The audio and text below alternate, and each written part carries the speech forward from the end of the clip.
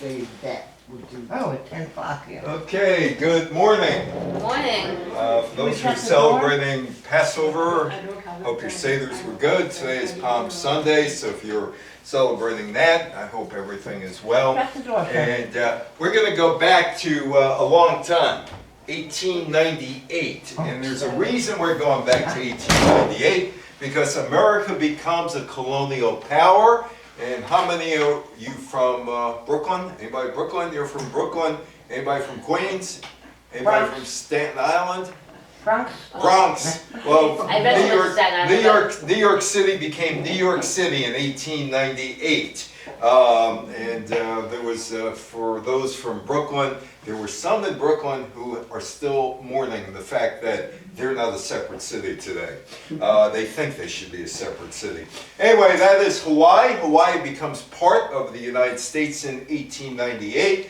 So does Guam, so does Puerto Rico, so does Cuba, so does the Philippines. There is a Spanish-American War. New York adds its boroughs. Actually, I'm taking my grandkids there on Thursday. Yeah, we can shut the light. Taking my grandkids there on Thursday to Flushing Meadow Park. And anyway, so... They have a nice science museum there. Yeah, they do. So anyway, that's Queens. And the Wilmington Massacre, which was part of history, not good history of the United States. Day of Blood at Wilmington. Negroes participate in conflict, firing on people, and whites are firing on blacks. It's an interesting story that you probably never heard of. The Battle of Verdun in Illinois, the United Mine Workers are recognized. Was it the gay 90s? Well, there were a lot of things that happened in the 1890s, but the gay 90s never really existed until later on. Santa Claus the movie. A minute and 16 seconds, the first ever Santa Claus movie came out in 1898. And Big League Baseball is floundering, and well, Brooklyn's okay, they're doing okay, Brooklyn, but the world of baseball is floundering at this point, at least financially. The National Biscuit Company. Anybody have anything from the National Biscuit I used Company? to get those biscuits all the time. It was so good. Uneedit. Yeah. Uneedit. Well, the National Biscuit Company forms in 1898. America is changing, and that is William McKinley, who is the President of the United States. Things are getting better after the Panic of 1893, or the Depression that starts in 1897. And by the way, that Depression from 1893 was kicked off by this man, who's now President of the United States, William McKinley. It was the McKinley tariffs in 1890 that really wrecked the economy, absolutely wrecked the economy. McKinley was voted out of office. He was a congressman in 1890 and somehow re-emerged as the leading candidate for presidency in 1896. But he was, yeah, well, excuse me? Sorry. Yeah, no problem. But anyway, McKinley is the president. And he would lead America into imperialism and colonialism. But it was not a new idea. In 1823, President James Monroe came up with the Monroe Doctrine, which stated that the United States would not tolerate further efforts by European governments to retake or expand their colonial holdings in the Americas, or to interfere with newly independent states in the hemisphere. The United States would respect the status of existing European colonies, including the Spanish colony of Cuba. Before the American Civil War, Southern politicians and special interest groups attempted to have the United States purchase Cuba and convert it into a new slave state, figuring it's already a slave state, so what's the difference if it's the United States or Spain running it? The pro-slavery element proposed the Ostend Manifesto of 1854. Anti-slavery forces rejected it. America's changing. This is Sitka, Alaska, and that actually was the 4th of July, 2017 in Sitka. Sitka was the last capital of Russia, Alaska, until the United States purchased it in 1867.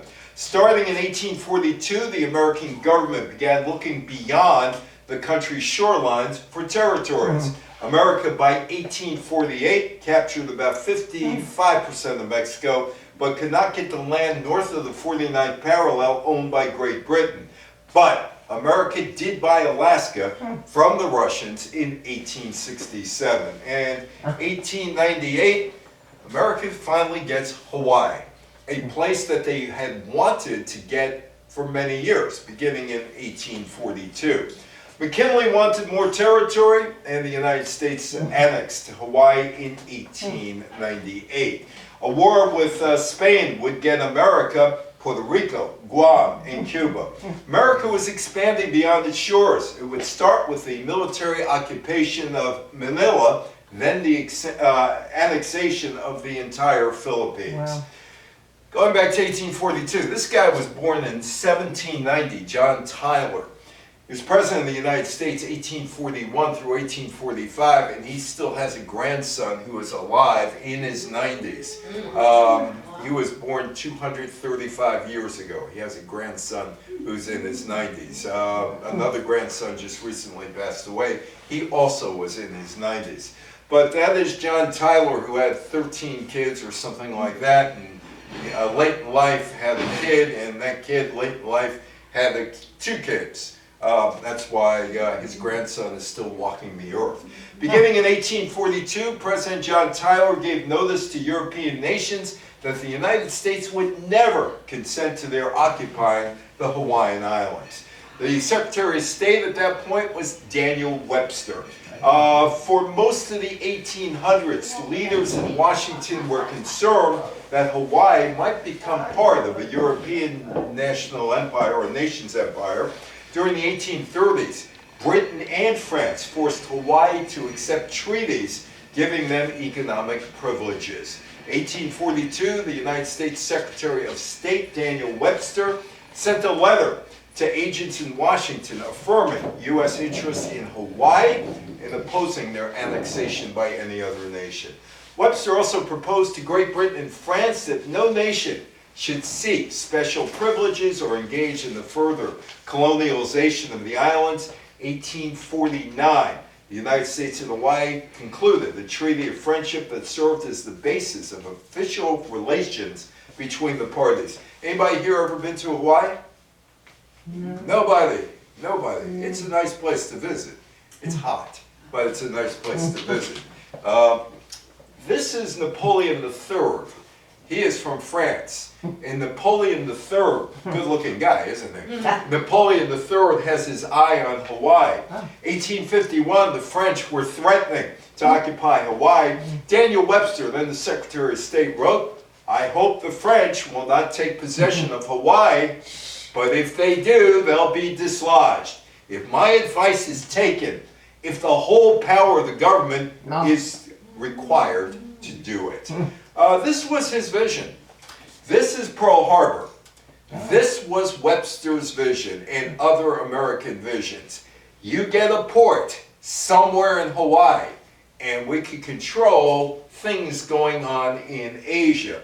And this was the vision in 1842, and of course in 1941, the bombing of Pearl Harbor started World War II. Hawaii would give America a place where a defense base could be located and an opportunity to control the Pacific. That would not come for many decades. Since the mid-19th century, proponents of America's manifest destiny have been arguing that the country should flex its newfound muscles and join the ranks of colonial powers. And there's a real opportunity to do so in 1898. This is the Queen of Hawaii. And Hawaii was a kingdom. It was a nation. But the kingdom is not going to last too much longer. The Queen decides in 1893 Hawaii should have a new constitution. But there were other people there who decided, well, you know what? We're sugar cane plantation owners. and that 1890 McKinley tariff took off all the tariffs on things like molasses, tea, and sugar, What except about for pineapple? one country, Hawaii. And the sugar plantation owners are saying, somehow we got to do something about it. Maybe we should become Americans. Guess what happens? On January 14th, 1893, a group of mostly Euro-American business leaders and residents formed the Committee of Safety, which is the sugar lobby, to stage a coup d'etat against the kingdom and seek annexation by the United States. And the United States was almost all too willing, because the United States government minister John L. Stevens responded to a request from the Committee of Safety to bring in the U.S. Marines.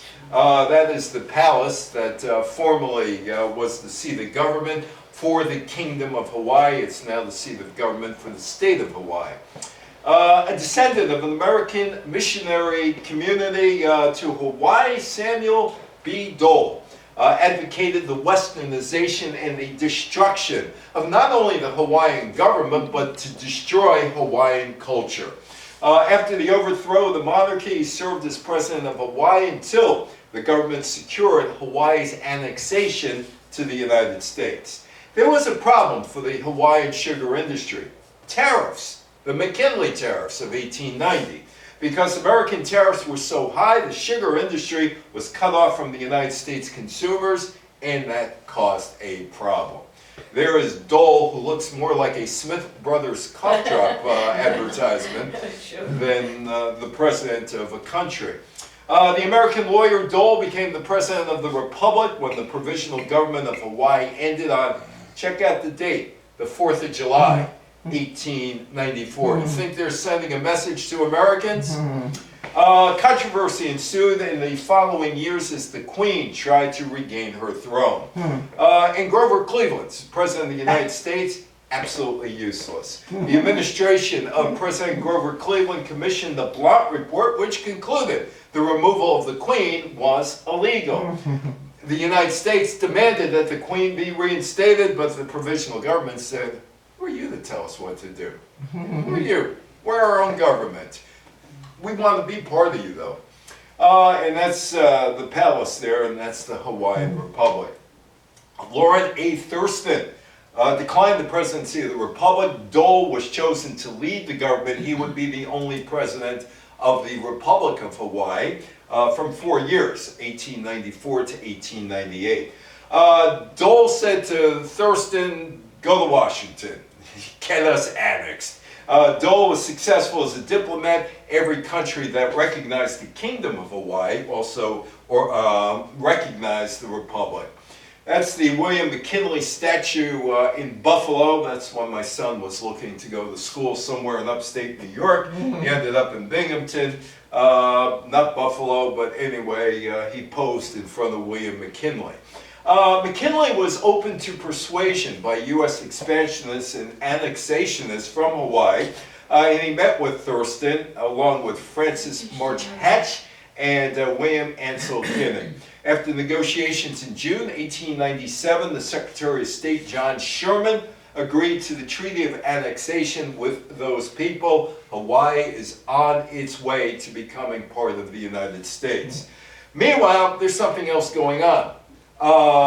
The Cubans are being oppressed by the Spanish, and Americans should get involved and help out the poor Cubans, at least according to William Randolph Hearst. The New York Journal, $50,000 reward. Who destroyed the Maine, the battleship Maine? Destruction of the warship was the work of an enemy. Actually, it wasn't. There was just an internal explosion in the ship. At least that's what people believe now. The McKinley administration also used the war as a pretext to annex the independent state of Hawaii. Supporters of annexation argued that Hawaii was vital to the U.S. economy, that it would serve as a strategic base to help protect U.S. interests in Asia, and that other nations were going to take it over. So if other nations are going to take it over, why not us, the United States?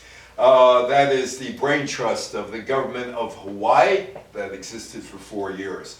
The Newlands Resolution was used to annex the Republic to the U.S. It became the territory of Hawaii. The House passed it on June 15, 209 to 91. Senate, July 6th, 42 to 21.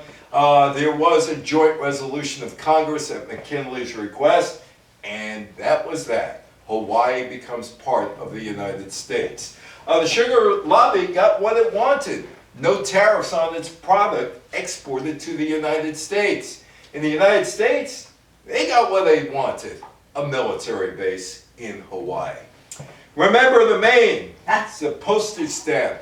And I don't know if it's taught in school today much about the Spanish-American War, but I went to elementary school in the 1960s and junior high school in the 1960s, so we had to know about the Maine and the Spanish-American War.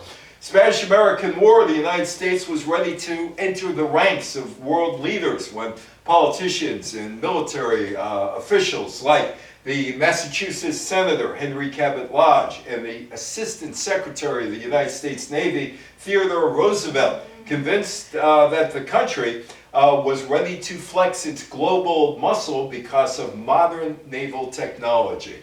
Encouraged by Roosevelt, the President McKinley sent the warship USS Maine to the Spanish-occupied island of Cuba in January to guard U.S. interests during the Cubans' fight for independence.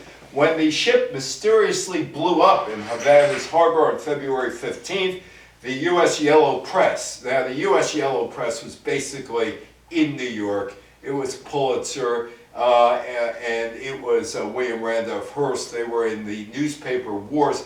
And the Yellow Press actually didn't refer to the paper being yellow, it referred to a cartoon character. But it was sensationalism, with a little truth in there.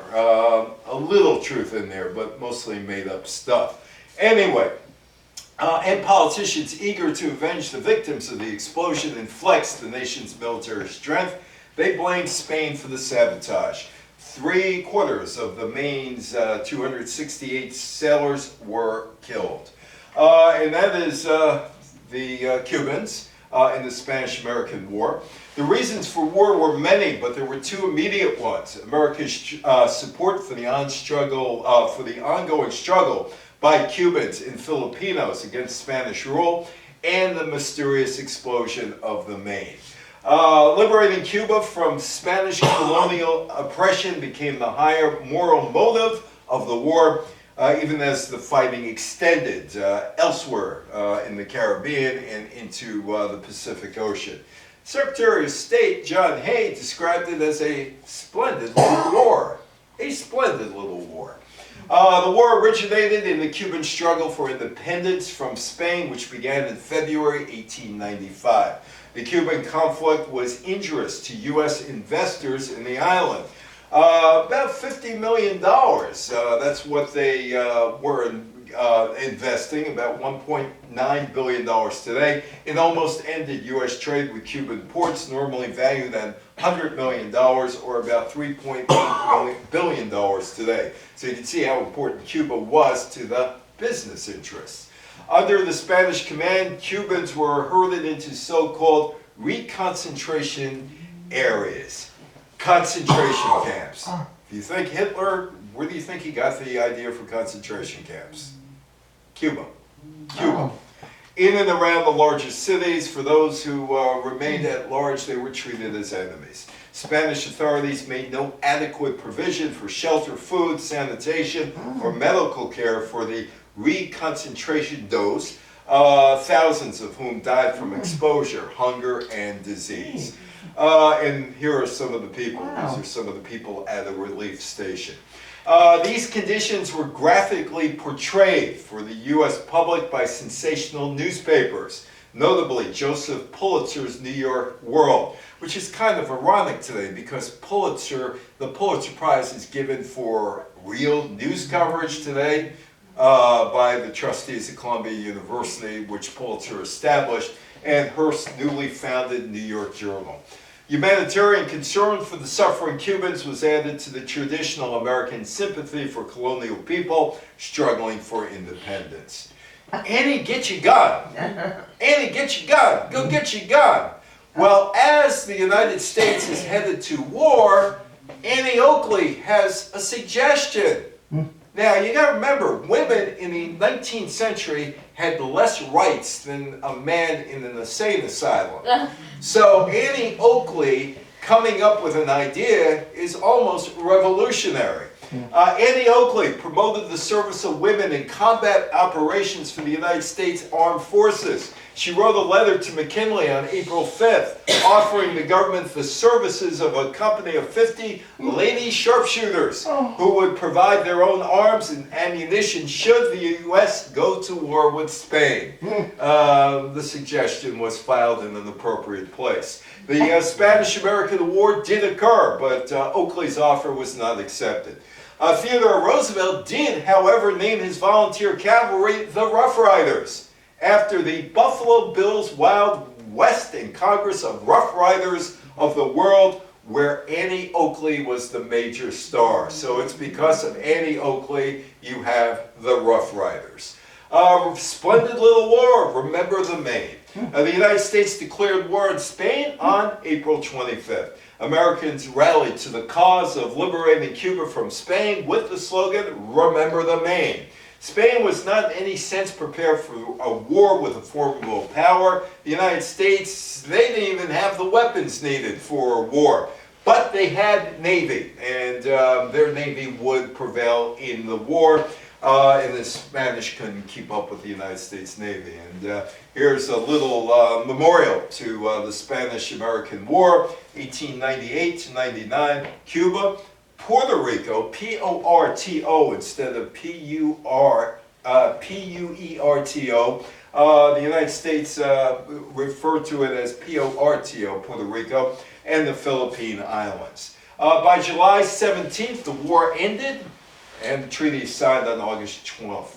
The United States gained the Spanish colonies of Puerto Rico, Guam, and the Philippines in the treaty, and Cuba became a U.S. protectorate. The United States held on to Manila until the United States figured out what to do with the Philippines. McKinley's America is suddenly a global power. By October 1st, William McKinley decided that the United States must take possession of roughly 7,000 islands and 7 million inhabitants of the Philippines after the hostilities ended, which is kind of odd because in 1897, McKinley said he couldn't even find Philippines on the map. He couldn't find the Philippines within 500 miles of the Philippines on the map. All of a sudden, he's now running the Philippines. This demand was reluctantly agreed upon to and by Spain. Stipulation: the United States pays Spain $20 million, $740 million today for public buildings and public works. Treaty of Paris, December 10th, and the Philippines now part of America. New York City becomes New York City. January 1st, 1898. How many of you took the IRT at one time? You were on the IRT. And also the BMT. Remember the BMT? It's now all part of the MTA. That's the New York City Transit Museum in Brooklyn, of all places, even though the first train was in Manhattan, or the first subway was in Manhattan. In 1897... Did it always stay in Manhattan? What? The first one was built from City Hall to 137th Street. Oh, wow. So that's the 4-line now, or most of the 4-line. In 1897, New York City was made up of Manhattan and the Bronx. They kind of stole them. Well, I'll tell you about the Bronx in a second. It was also known as New York County. Brooklyn was a separate city. Queens County was a farm community made up of a collection of very small towns. And the towns of Richmond County, now Staten Island, had not yet become the borough of Richmond. New York annexed, New York being Manhattan, New York annexed the western half of the Bronx in 1873, effective in 1874. Anybody from the Bronx on the west side? You're from, okay. And the eastern half, that's east of the Bronx River. Anybody east of the Bronx River? She is. In 1895. The Bronx is the first borough since it was part of New York City and New York County before the consolidation. The borough of Queens was authorized on May 4th, 1897 by a vote of the New York State Legislature after an 1894 referendum on consolidation. Staten Islanders overwhelmingly decided to become part of New York City. The vote, 5,531 yes, 1,500 said no. On May 11th, 1896, the New York State government passed the New York City Consolidation Bill, overriding vetoes from both the mayors of New York and Brooklyn to do so. In 1897, that state government ratified the new city charter, boroughs and all, overriding yet another veto from New York City's mayor to say no. So the state decided, we're going to put this all together. Manhattan, not so much. And Brooklyn, absolutely no. Absolutely no. But you have this thing called the Brooklyn Bridge. And all of a sudden, Manhattan and Brooklyn, at least Williamsburg, is connected to the Lower East Side, and all of a sudden you got foot traffic and all that moving back and forth in 1883. Movements for the consolidation had been considered as far back as 1820, but by the end of the 19th century, proponents were claiming that a single metropolitan jurisdiction stretching over 5 boroughs would run more efficiently and cement New York as the economic and also the cultural capital of the nation. The merger was called the Great Mistake of 1898. The Great Mistake of 1898. And there were people who were very upset that Brooklyn was losing its identity. It had a different identity. The newspapers of the day, there was a lot of pride among Brooklynites. Still a lot of pride among Brooklynites, I would think. They're from Brooklyn. Brooklyn. Brooklyn, after all, was a standalone city. 4th biggest population in the United States behind Manhattan, Philadelphia, and Chicago. And the Brooklynites did not want to see their city's independent identity smothered by Manhattan. I spent a little bit of my childhood in Queens, between the ages of 8 and 12. You know what we used to what we used to call Manhattan? The city. Mm-hmm.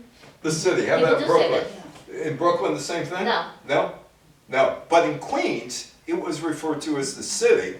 In fact, that Feeling Groovy, the 59th Street song by Paul Simon, that's what Queens was all about. You're crossing the 59th Street Bridge into Manhattan and all of that. In 1860, 40% of Brooklyn's wage earners worked in New York City, and the ferries carried 32 million passengers a year. But they could not keep up with that demand. To ease some of the congestion and link the two great cities, there was a plan to build a bridge, the Brooklyn Bridge. The New York Bridge Company was founded in 1865, constructed the Brooklyn Bridge. They didn't call it the Manhattan Bridge, they called it the Brooklyn Bridge. There is a Manhattan Bridge today, which opened in 1883. The bridge brought a new wave of people into Brooklyn. Immigrants seeking relief from high rents and small apartments in New York City. The Great Mistake of 1898. Brooklyn had a strong sense of independence and district identity as a city, and the prospect of becoming a borough of a much larger, more populated New York City was not well received by the locals. Some feared the loss of Brooklyn's unique character and autonomy. There were concerns about how Brooklyn's finances would be managed and if there were sufficient resources for the city's needs. Brooklyn had its own water supply, and there were concerns about how that would be maintained under the new consolidated city. But Brooklyn joined, and New York City began its new existence, and I'm sure there are probably some people in Brooklyn today who probably say we'd be better off being our own city. The Wilmington Massacre. I never learned about this in high school when I took social studies, but this was going on in the 1890s, 1900s, 19-teens, 1920s, the Tulsa Massacre. Well, this is part of the history of America. Wilmington, North Carolina was and still is, a port city between the Atlantic Barrier Islands and the banks of Cape Fear River. Residents of the city's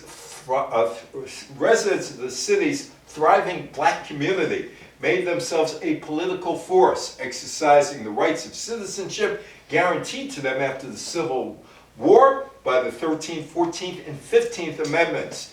In Wilmington, a city of 20,000, the votes of 8,000 black men helped a rare biracial fusion alliance elect a candidate of both races. In 1897, North Carolina's Democratic Party decided to embark on a white supremacy campaign to try to drive populist and Republican politicians out of office during the 1898 election. The campaign used speeches, propaganda cartoons, and the threat of violence to create support for white supremacy. This is the Red Shirts Militia, and these are the enforcers who are going to make sure white supremacy prevails. White militias, including a group known as the Red Shirts, named for their uniforms, rode around on horseback, attacking black people and intimidating would-be voters. When black people in Wilmington tried to buy guns to protect their property, they were refused by white shopkeepers, who kept a list of those who sought weapons and ammo. This guy was a racist. His name is Alfred Moore Waddell, and he is mourning still the loss of the Civil War. The day before the statewide election, the Democratic politician Waddell gave a speech demanding that the white men do your duty and look for black people voting. And if you find one, he said, tell them to leave the polls, and if he refuses, kill. Shoot him down in his tracks. Oh, wow. We shall win tomorrow if we have to do it with guns.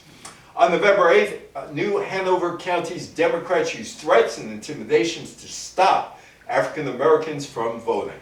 Pro-Democratic Party election officials tampered with the returns. Because of these tactics, the Democrats won. After the election, Democrats in Wilmington called a meeting to be held on November 9th. Waddell was not involved with the planning, but attended the public meeting. He was elected chairman early in the event, and read a set of resolutions titled the Wilmington Declaration of Independence. Alex Manley and the Daily Record. He owned a newspaper in town. This document made specific demands of Wilmington's black community. It included the removal of the Daily Record newspaper and its editor, Alex Manley, who had published an article in August destigmatizing interracial relationships. It's okay for a black man to date a white woman. It's okay for a white male to date a black woman, or a black male to date a white woman. Well, this is the South, and it's not okay.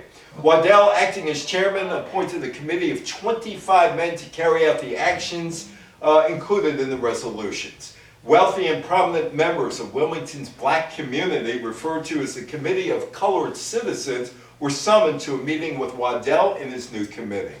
Waddell conducted the meeting and presented the resolutions as an ultimatum, firmly explained the purpose of the meeting, and announced that no discussion will be allowed.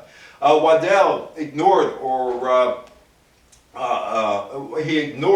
any of the black men who dissented and reprimanded them as well. He also declared that a written response to the demands was expected by 7:30 in the morning on November 10th. This is Armin W. Scott. This is a later picture of him, and he's quite a remarkable guy, but he's the lawyer in Wilmington. The Committee of Colored Citizens met and composed a reply written by Scott, a young lawyer who agreed to deliver the letter. As Scott headed to Waddell's house, he encountered red shirts and other armed white sentinels. Fearing for his safety, he delivered the letter to the post office. On the morning of November 10th, Waddell left his home around 8 o'clock in the morning and walked to the armory of the Wilmington Light Infantry. A mob of over 500 armed white men waited at this location to hear how the black citizens had responded. Waddell knew what the Committee of Colored Citizens had written and that the letter had been mailed, but upon his arrival he told the gathered crowd he didn't receive a response. The crowd began calling for Roger Moore, another Democratic leader in Wilmington, to lead the attack on the record printing press. Waddell sent messages to Moore's home and office, despite knowing that Moore was at the command post not far from the armory.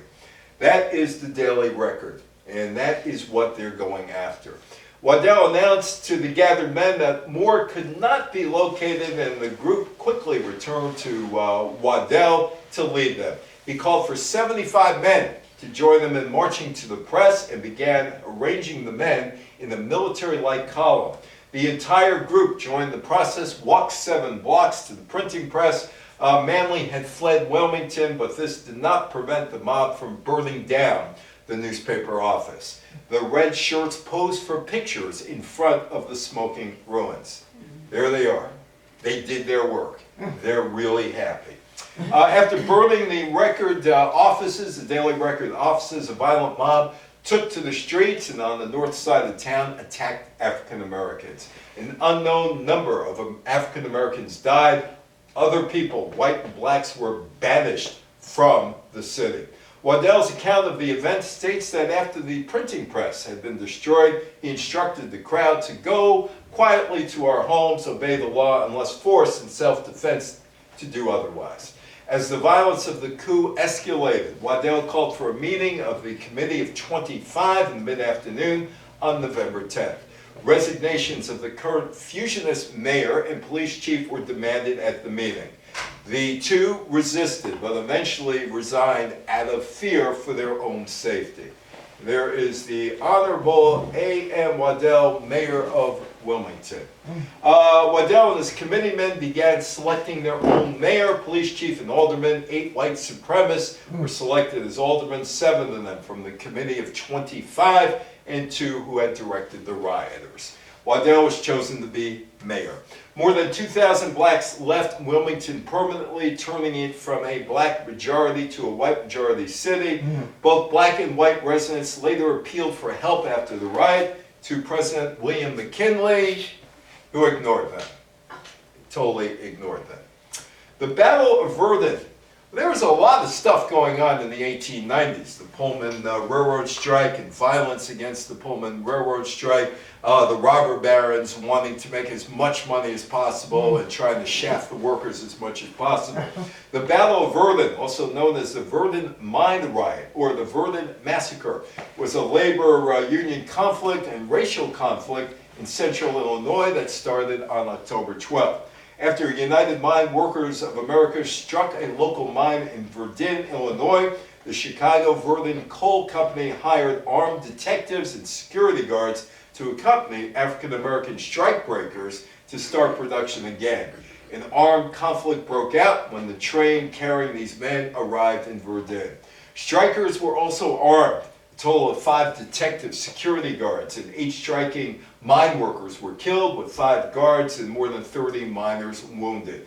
In addition, at least 1 black strikebreaker on the train was wounded. The engineer was shot in the arm. The mine workers capitulated in mid-November and accepted the UMWA unionization of the Verdun coal mines. The gay 90s. Well, it wasn't the gay 90s. Actually, it wasn't, because the term didn't exist. The gay 90s never existed. By 1897, the Panic of 1893, or the Depression, had ended, and the United States unemployment rate was dropping. But it was a white male's world. Women in Wyoming, Colorado, Idaho, and Utah could vote. The Utah State Legislature passed a law allowing women to serve on juries in 1898. In Georgia, married women gained the right to own their own property in their own name, but they couldn't control it. A man had to control it. But women's economic opportunities and roles in public life did expand. Single or not, women's options were greatly dictated by their social class. Women from upper and middle class families could typically afford some form of continued education. That was awful difficult for daughters to receive their family's blessing in pursuing such things. With education, women had an opportunity to create a career as opposed to holding a job. An educated woman might be employed as a nurse, teacher, or secretary. 1960s, what were the main choices for women looking for a career? Nurse, teacher, and secretary. So that held up forever. These women would make more money and work less than their lower class counterparts. The gay 90s and the fashion of the gay 90s. The lower class, of course, had fewer options. With little education, women typically took jobs as laborers. Positions such as textile factory workers, maids, and laundresses were among the most common. With the onset of the Panic of 1893, women increasingly sought employment. Often a family could not survive on one income. Regardless of class, women of this day were typically only able to find employment at positions considered suitable for the fairer sex. Even when employed, society expected women to leave workforce if they were pregnant or married. It was considered unfashionable to be pregnant and employed. Bicycles. Bicycle built for two. Daisy, daisy. Anyway, bicycles were liberation for women.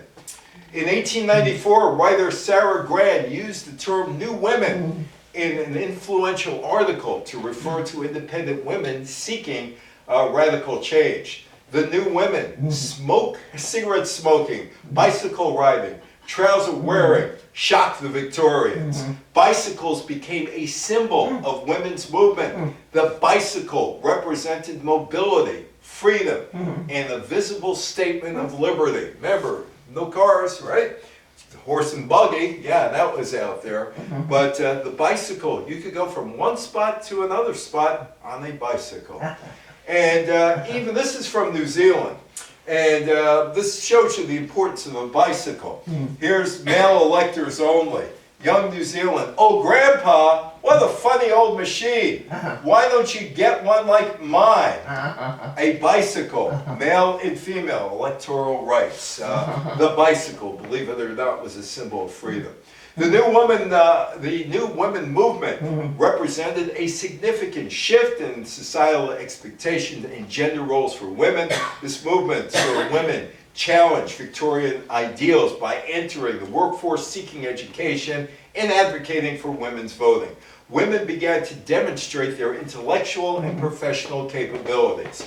Women entered the 1890s as housewives and nannies. They left it as gold seekers. They went up to the Klondike. There were women in the Klondike during the gold rush as sports enthusiasts, entrepreneurs, and political activists. Yet most of the world, women were fighting to get their right to vote. Santa Claus the film. How many Santa Claus films are there out there? Yeah, numerous Santa Claus. This is the first film. It's 1 minute and 16 seconds. Santa Claus is coming to town. Probably a silent film. Right? Yeah, silent film. It's a British silent trick film directed by George Elbert Smith, which features Santa Claus visiting a house on New Year's Eve. Two children are being put to bed by a maid. She turns off the lights and the two children fall asleep. Santa Claus is seen on the roof putting a Christmas tree down the chimney and then following it himself. That is the first Santa Claus movie.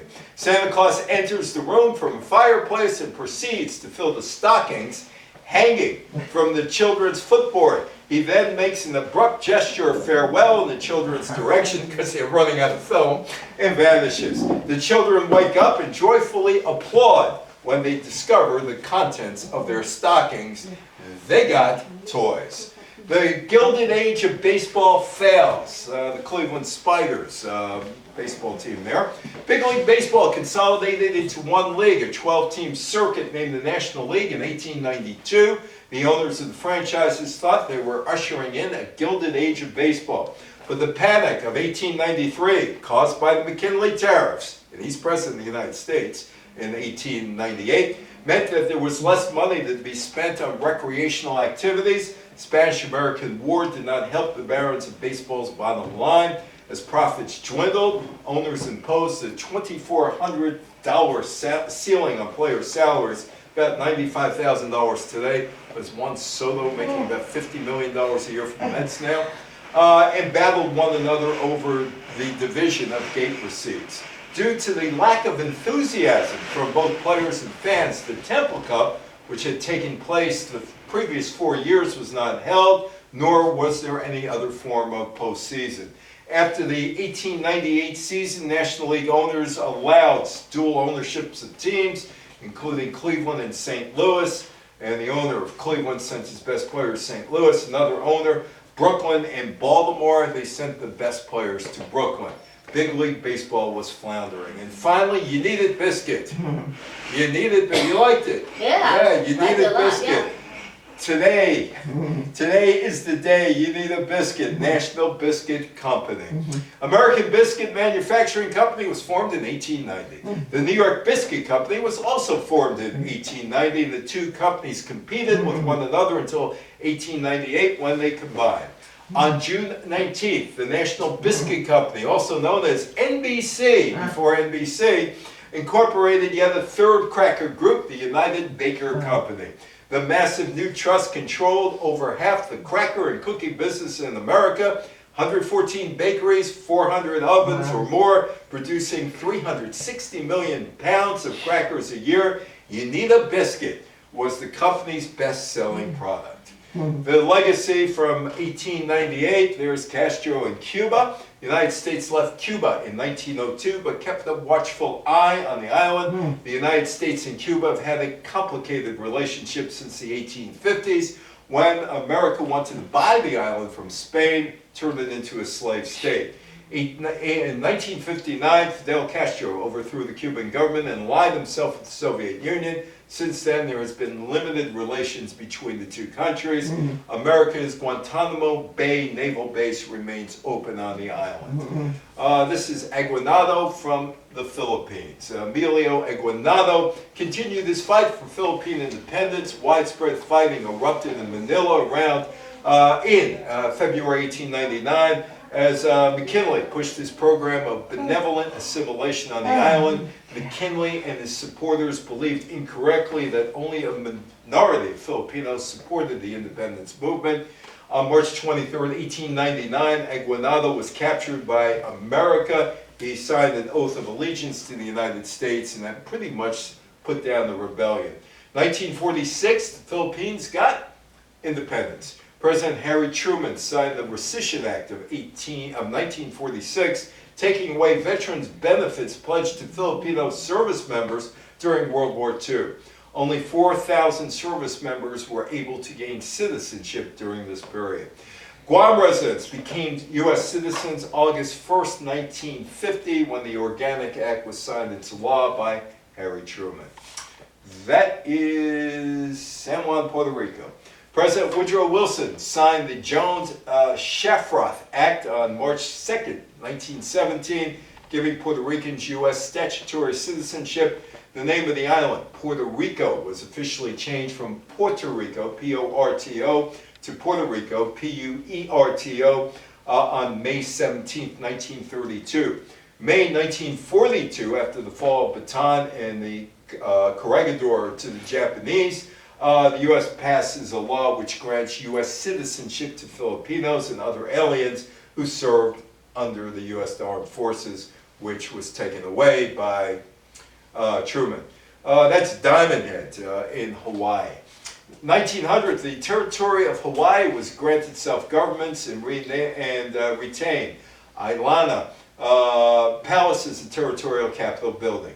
Plantation owners and capitalists who maintained control through financial institutions found territorial status convenient because they remained able to import cheap foreign labor.